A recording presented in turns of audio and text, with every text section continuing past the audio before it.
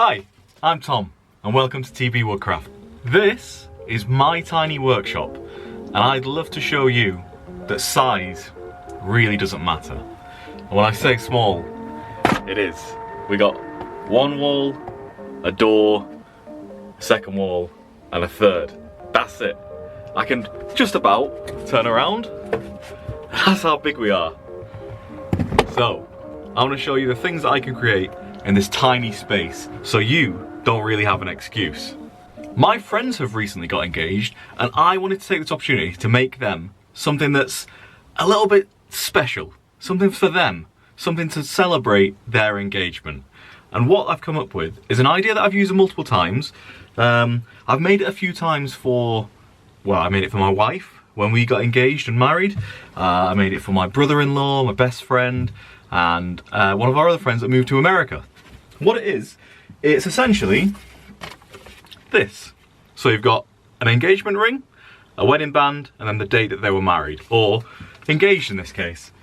This is the one that I've created, which was, I think, the third one that I made. So we're going to use this as a prototype.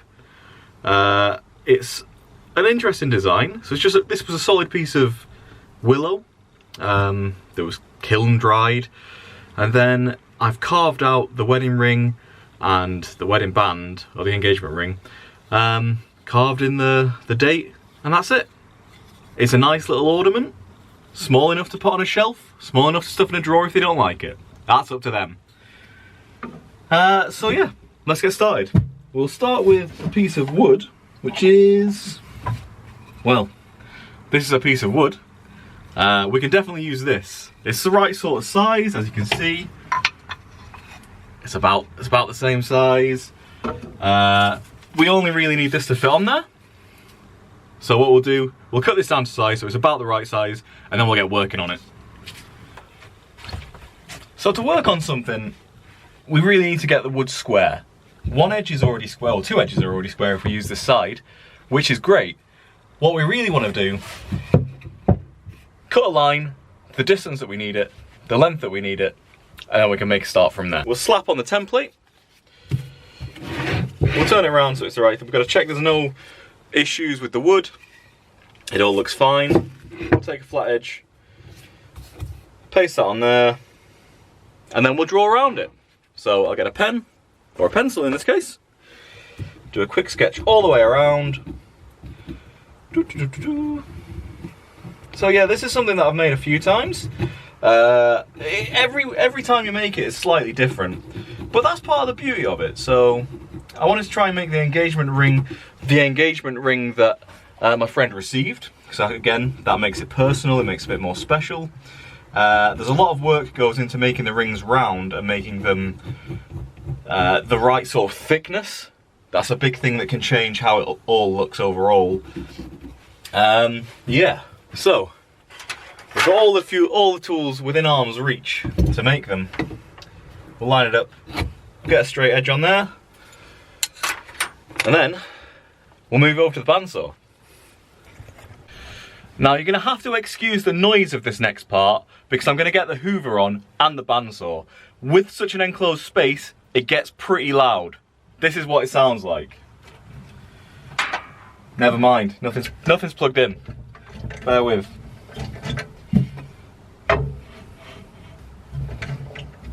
Right, we'll get the bandsaw set up.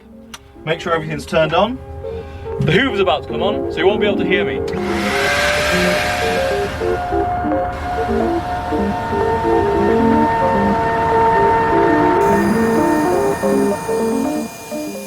Now, just because the bandsaw's out and it's already set up, and before I need the space again, I'm going to cut out the rough shape of the little ornament, and then go from there with the next steps.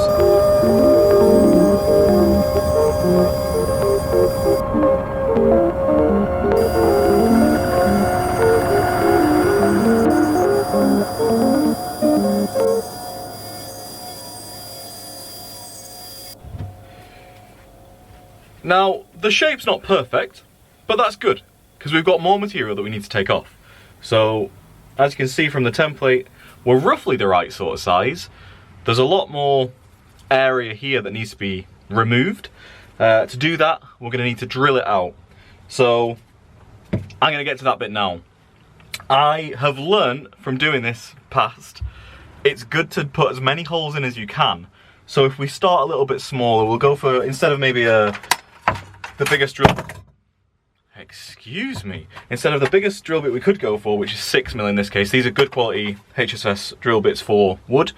We're going to go for probably a 3 and do like twice as many holes, and we'll essentially cut it out with the drill, and then we'll go in with a little fret saw after that and just cut out the internal bits. What I'll do, I'll have to switch this out now. So you can see here, there's not a lot of space, right? We've got the bandsaw and my workbench. So we need to swap out the bandsaw for the drill press. So it's a little bit finicky. That's what happens when you've got a tiny workshop. I'll get them switched round.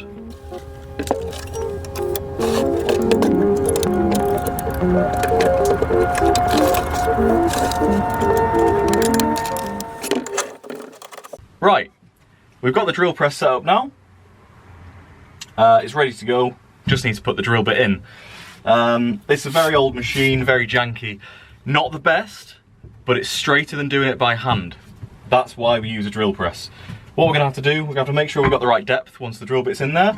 Put something underneath, just so it doesn't drill all the way through and blow out the back. And then we'll see how it's looking. So let's have a look.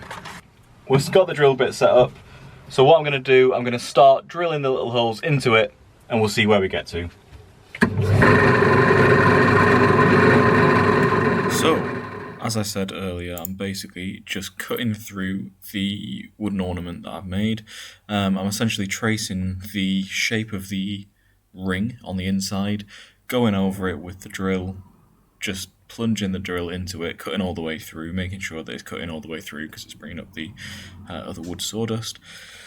Going all the way around both the engagement ring and the wedding band, just trying to make it easier for myself, cutting out the excess so when I go around with the fret saw, as I've explained, it will be easier to cut. What you can see me doing there with the craft knife, I don't know what I was doing actually.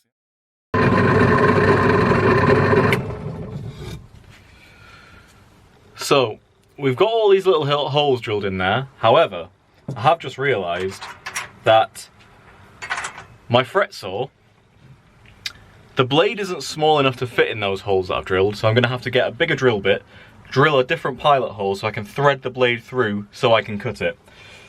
But first, the first thing I'm going to do though, I'm going to finish cutting out this central bit of the template, if you can see that. Copy that onto this template and then drill those holes. So I'll do that now. I'm just using the craft knife that I have to hand here, but really I should have gone inside and got the scalpel.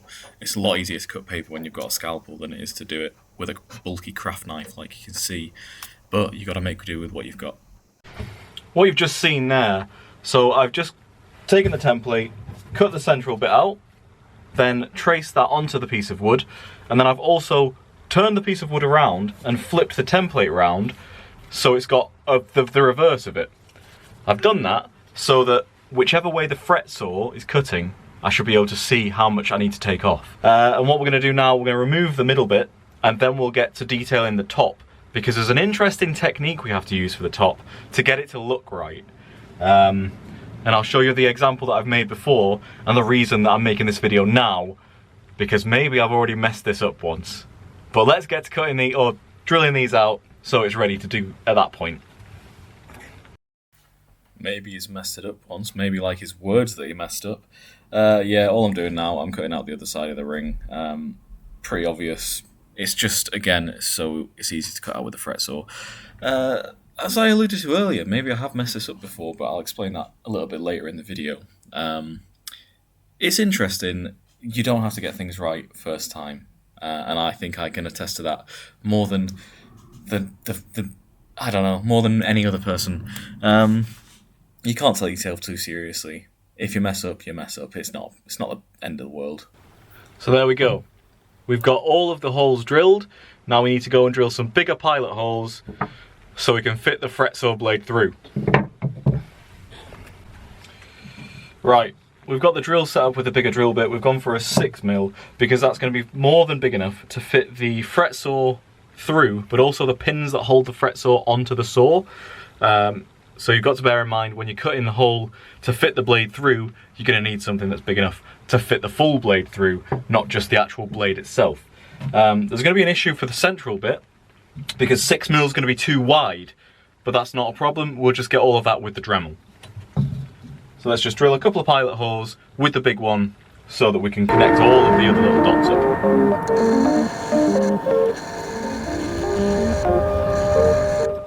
It's very good to use a piece of contrasting, like sacrificial, cheap timber. So this is just a piece of pine. It's to help avoid pushing the grain out and causing blowout for the back of the thing you're working on, your project. And also, if you're using a contrasting colour, when you pull the drill back up, so when the bit comes back up, it pulls out all the different bits. So you have both the light and the dark sand, sawdust there. Just so you know you've gone all the way through, which is just a handy little tip to use. Right, let's put this away, and we'll maybe get the bandsaw back out because it's currently sat on the floor, because it turns out the bandsaw doesn't actually fit under my workbench. You'd think it would. It was purpose built. I built it so I could move all these tools around, make it modular. Bandsaw doesn't fit. Terrible. Right, so we've got this clamped up to the workbench now. We just need to thread the fret saw blade through. It's as simple as this, really. It's threaded through, and then you grab your saw handle, let the blade fall through your project. So you thread it through again, get it hooked in so it doesn't fall all the way through, hooked in at the bottom, hooked back in at the top because it fell out. Give it a bit of tension when it's all in place, twist it to tighten it all up. I could do with getting better tools, but it does the job. It works for now. I got it from Wix. It's great. And then you just get cutting. If your fret isn't big enough, you can adjust the position of the blade, re-tighten it, and then cut at a jaunty angle. Because that's how these tools are designed.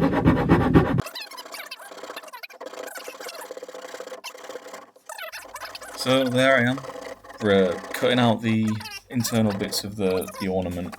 It looks really fast when it's sped up like that, but I am struggling. I am going to come to the realisation that I should have done something quite drastically, and I did all of that just after claiming to be a professional, but yeah, we'll ignore that for now anyway. He just likes to rant when he's cutting, but yeah, he's going to come to the realisation that he should have done something any second now. I should have drilled more pilot holes. We live and learn, eh? I never claimed to be a professional. What a liar. This is the interesting thing about woodwork. You sometimes end up in precarious positions like this that you were never expecting. So I'm at a point now where my tool is stuck in my project. It is quite loose. I think if I just give it a good tap with a hammer. We use this, I think it's I don't know,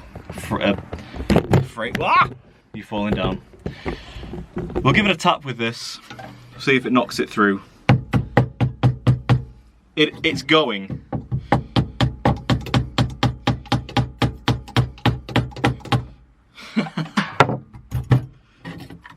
Okay, the blade's loose.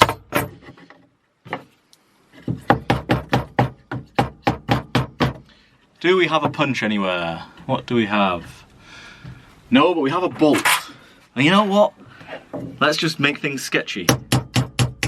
There we go. The piece is loose, on the floor somewhere, and half of it's cut out.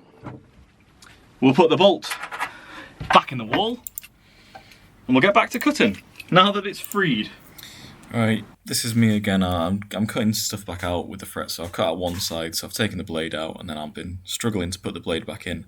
I resorted to just cutting through the whole piece, and using a bolt and hammering the bolt through to knock the piece out.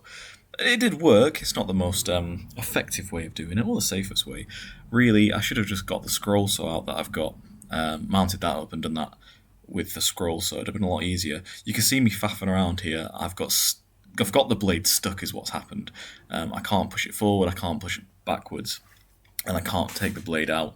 And I started having a bit of a wobble, I think maybe because I was on camera and I didn't know quite what to do. So I decided to take the handle off and try and mess around with the blade, and then resorted just to trying to cut the blade off. That's why you can see I've got some some snips out on the workbench there that way. But I ended up breaking the blade, pulling the blade out, and then just got some chisels out, using them the way they're supposed to be used. Now, forgive me, I never claimed to be a professional. I never said I knew what I was doing even. And the truth is, I don't know what I'm doing. But I'm doing it with confidence, and that's the key. So, now we've got everything cut out, apart from this central bit, but we'll get the central bit with the Dremel.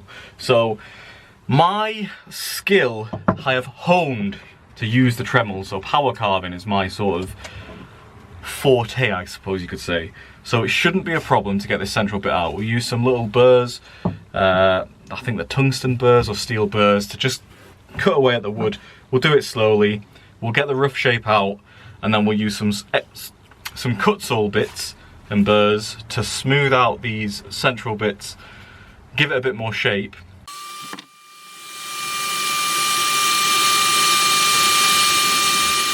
So I don't want to subject you to the screams of the Dremel here. I've normally got ear defenders on whilst I'm working with the Dremel, especially when the hoover's on because it's such an enclosed space. But all I'm doing is hollowing out the centre, trying to take off any of the excess that there is with the wood for the shape of it. Just trying to reduce down the amount of sanding and fine sanding we'll have to do, because that'll, again, in turn, reduce the amount of dust that there is in the air. And again, it's something you've got to be quite conscious of when you've got such a small workspace like I do. I do have a dust extraction system now. I just need to install it. So in the next video, it might not be an issue. But for now, it is. So as you can see, it's drilled through now. It's not quite the right shape, but we've got multiple different choices of bit to use. So there's these tile bits that do fit in. This is a very aggressive bit though, is the only issue. So I'm thinking we'll give it a try. We'll see how it does. This is just a tile bit that Dremel make. It's just the right size to put into the centre bit to hollow that out and give it the right shape there. Right, that's looking a lot better. You can see now, you can see the shape of them, it's quite straight. We're going to have to go in with a file and just even it out, but it's better to get a curved file in there. And something that I've picked up with woodworking is if you do the things you need to do with the same tools that you've got at the moment, and then move on to the next set of tools, it's more efficient that way. In the idea of time, I'm just going to move on to doing the rest of it with these other bits. So we've got these other cut saw burrs that are a bit more aggressive than the other one that you've just seen. Well, they're the same. This is an extra coarse one actually. So this is very coarse. I think that's what it's actually named, is extra coarse or very coarse. But that will be used to go in the middle, hollow everything out and get rid of all of these other bits that you can see. Make that smooth, we'll get the right shape. This is me just taking away any of the excess with the Dremel now. Using the cut saw bits to take away any excess wood. Works very well, very aggressive, creates a lot of dust. Takes quite a lot of time as well. You've got to be patient with it, you've got to just keep cutting away. Do it slowly and you'll eventually see the shape starting to take shape. Right, so hopefully you can see from that, it's really effective at getting rid of all of those bits. Where these black lines are, we've still got that to get rid of. We'll have to smooth that out, and then we've got the outside to do as well. But the outside can be done with different sort of sanding equipment that we have. And then we can talk about how the top's going to look. So basically we want these sort of intertwining the rings. However, you can see this very thick, this not as thick, but you can see there the shape that we're going for. So we want them sort of next to each other like that. if you can imagine that. So imagine my fingers are the rings. They're hugging almost. So we're going to have it that way around. So I've spread this up massively because I don't know why, but when I was recording it, I was talking through what I was doing and I was overcomplicating it massively, and it ended up taking me about 5 to 10 minutes just to draw on the sketches of where I was going to cut things out of. Basically, you just want to replicate the shape that I showed previously, make it look so they're hugging almost, get it all cut out. I used a chisel in the end. It worked out better than the cut saw blade. On second thought, it's going to be a little bit easier if I just use the chisels to get rid of it, because the amount of stock that I need to get rid of, chisels are going to be the way forward. So that's why you join me on my vise. So let's just chisel away, shall we? Now I know what you're going to say, I need to sharpen my chisels. I'm going to get to that at some point. Obviously not in this video. I use the tools, this is in the past now. I've been meaning to chisel them. I've been meaning to sharpen the chisels since about, I don't know, before Christmas sometime, 2024. So we'll get to it at some point. But you can see I'm just getting rid of any of the extra wood. Getting rid of the material. It'll work. Okay, so we've got our ring ornament where it is at the moment. We're going to have to get the Dremel out, do some final little bits of sanding to get the shape right. Like I just said, this is just sanding it now. A combination of cut saw bits and sanding discs and sanding bits. Just finalising the shape, smoothing it all off, getting rid of any of the edges and things like that, just to bring it all together really. I tried to get a few different angles. I hope they work quite well. It was quite interesting, the setup. I think I showed it. You've got mini tripods and things with which are magnetic, placed everywhere, and then I've got a big camera on a tripod that's just placed around wherever it'll fit. It's been an experience making this, I'll be honest, but I've quite enjoyed the process, and I'm looking forward to the other projects that I'll be making in the future. Hopefully you like this one though, because we've got to get through this first one before we can do any of the others. So yeah, you've got to make sure you wear a mask though when you're working with all the wood. Dusty. I'm just going to get the final bits sanded off. I'm not going to bore you with speeding that up again, so I'm just going to get that done, come back, and we'll have a look how it's looking. Right, you can see now all of the rough wood's come off. So it used to look like this, and now it's looking like this. Whoa. So there's quite a dramatic difference. It's not as rough, nice and smooth. We've got this bottom bit to contend with, but like I said, I think the plane's going to do that. So we'll move on to that bit now. We'll just get set up for the plane. I'll just be going over with a hand plane 2 or 3 times until it takes all the paint off. It's old paint, so it should come off relatively easily.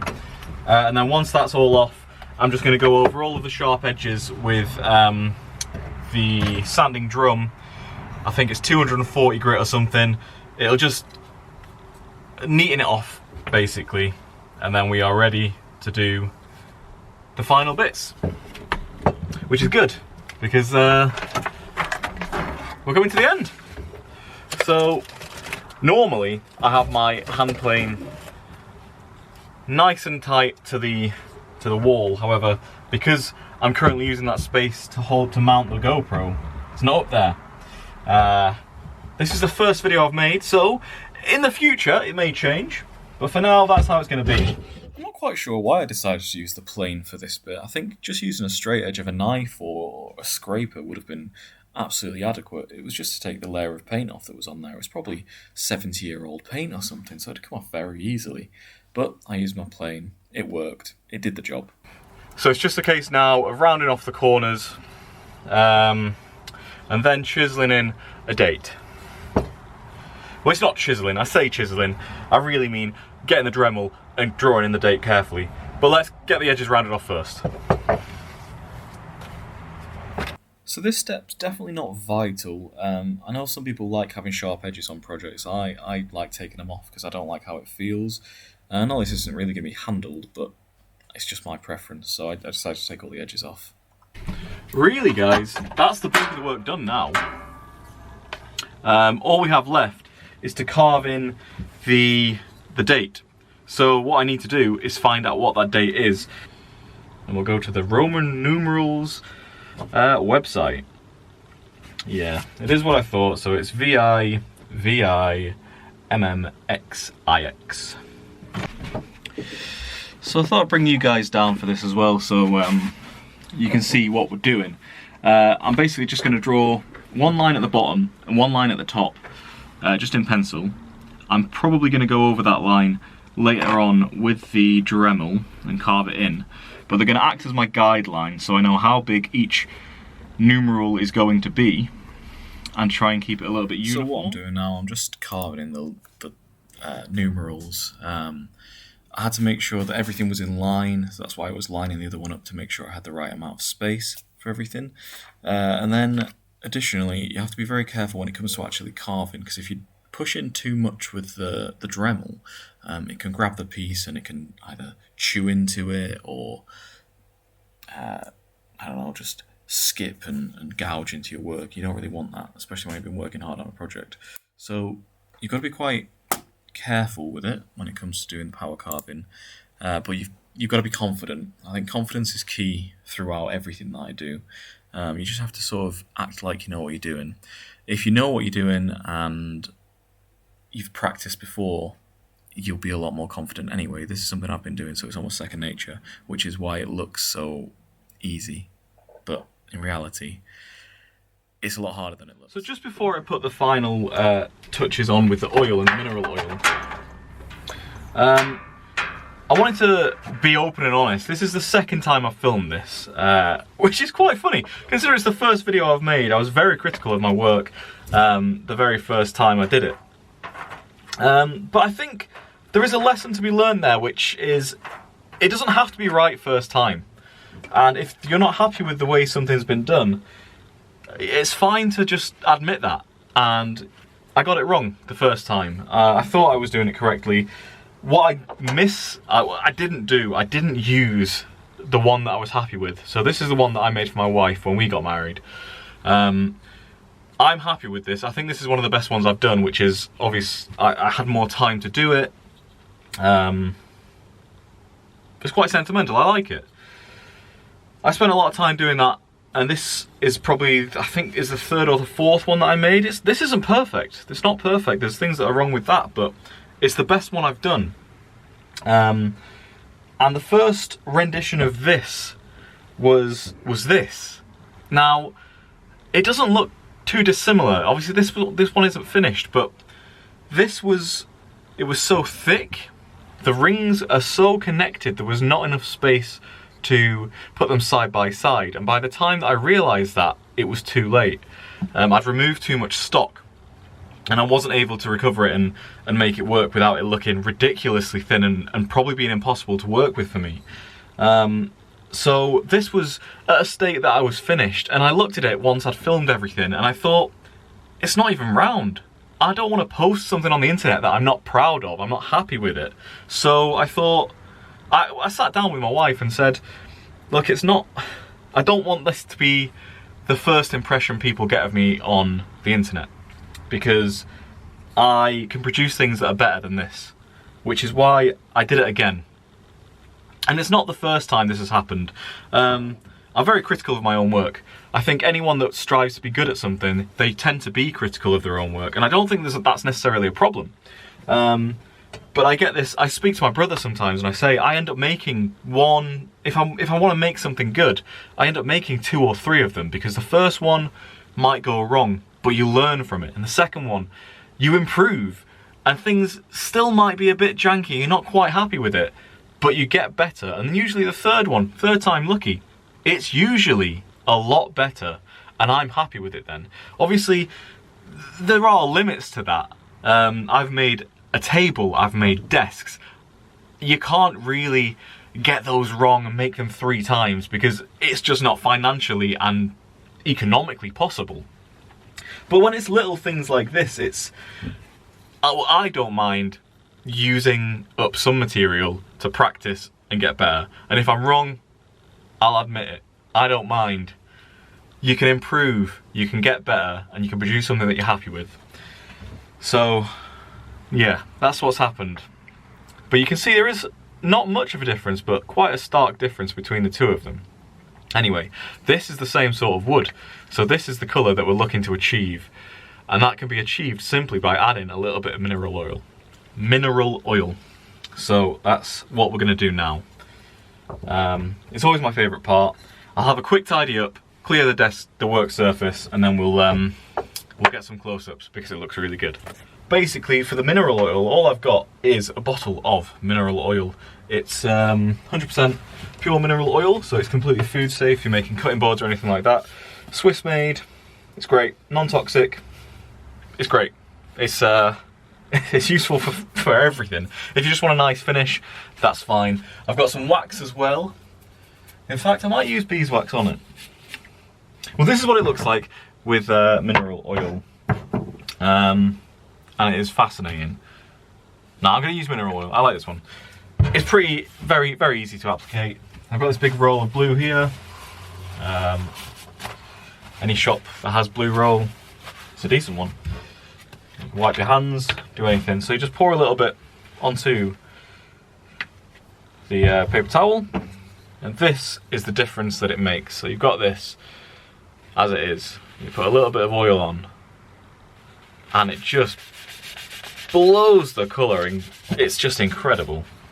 So we'll get that pasted on. Looks really good like that. You can see the word, the numerals really well. I'm not going to rub in too deep on that one. I might keep it as it is. Get some more oil. Do the back. Do the bottom. You've got to apply it quite liberally, and then you go back over with a dry paper towel.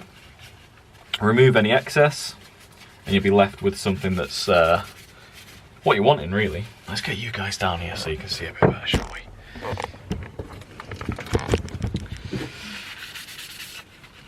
Yeah. Also, I've got a little paintbrush that I can use to get into all of the crevices that I can't quite get to with just the paper towel. And I'm going to say that this project's finished. I might come back and change it. I don't know if that's going to be on camera or not. I'm probably going to get this video edited and posted so it's done. But there is some detail for the reference images that I was sent for my friend's engagement ring. So I might come back and decide to do some of that detail to make it a bit more personal. I'm not 100% decided on that, and it's also, I'm quite constrained for time, as I've got quite a lot going on just in general. So if I get a chance to do it, I might do it. If I do, I'll try and film it, but I can't guarantee that's going to happen before this video even goes out. So yeah, I might put some extra detail in, I might not. I can't get to much else with a paper towel now. So what I'm going to do, I'm going to go in with the brush. We've got just a little tiny craft brush. It's a number, it's rubbed off. So small, so tiny. All you have to do, dip it into the bottle of mineral oil, get a little drop on there, and you just put it wherever it needs to go. Paint it around as you would with any paint. Top up if you need. Drop mineral oil all over the desk. I don't know why I can't say the word mineral oil. Try it at home. See if you struggle with it, or if it's just me. Maybe I'm having an episode. Who knows? Right, let's get all that on there. Filling in all the gaps.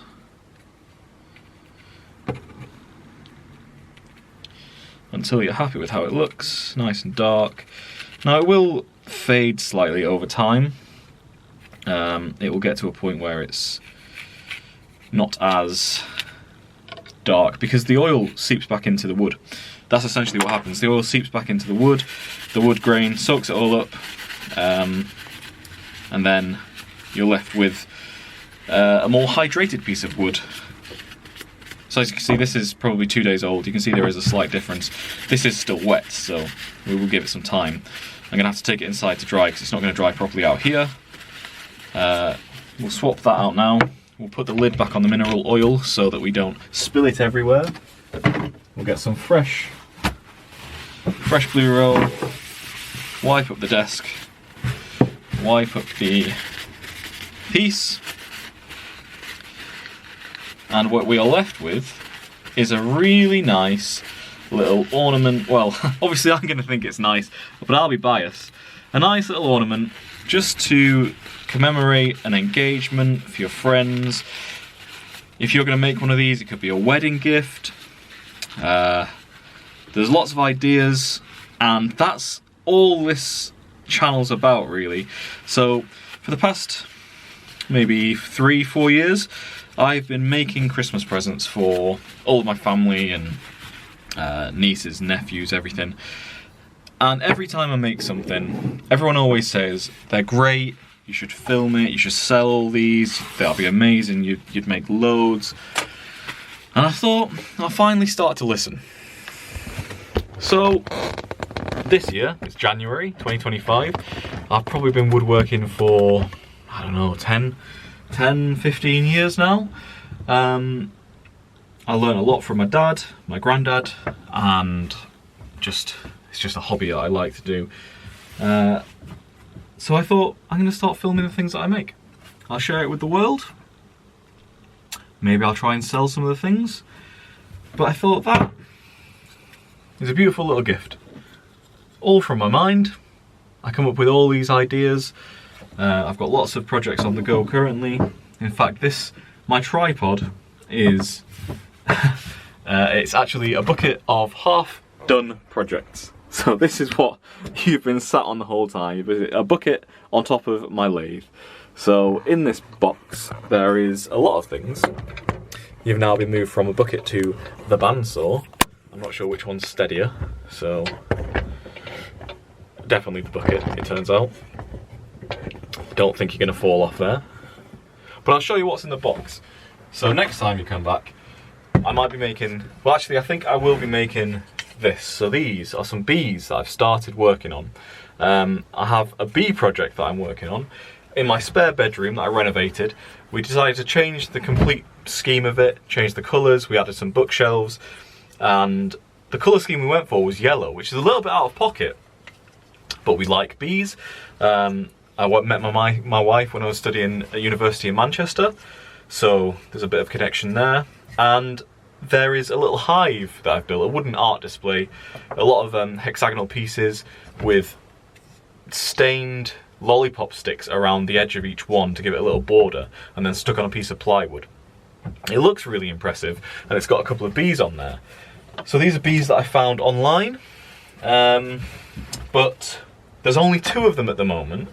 I've got 2 sort of cut out there, ready to make into actual bees. There's this piece of wood, a nice knotty piece of wood that I've not had anything to use it for, but I think this is a great project. I can add some more bees to it. I could probably fit 1. I might be able to get 2 on at a push if I angle them properly. We'll see, but that'll be a next video. Might be able to get 2 more or 4 out of there potentially. And there's also another bee here. So that is at least 3, potentially 6, maybe even 7. We'll get a few bees, we'll get them added to the project. They're easy to make, it's a nice little project, quick template from the internet. Cut it out, do a little bit of carving, a little bit of sanding, and then stain it, get it on the wall. But thank you for joining me for this wonderful commemorative little display piece that I've made for my friend's engagement or wedding. And hopefully you enjoyed it, and if you did, feel free to like, feel free to subscribe, share it with whoever you think might like it, or if you've got someone handy in your life and you want to make something like this, get it sent to them. Maybe you can do it together. Thank you for joining me for this fun project. Come back next time, there'll be something else. Goodbye.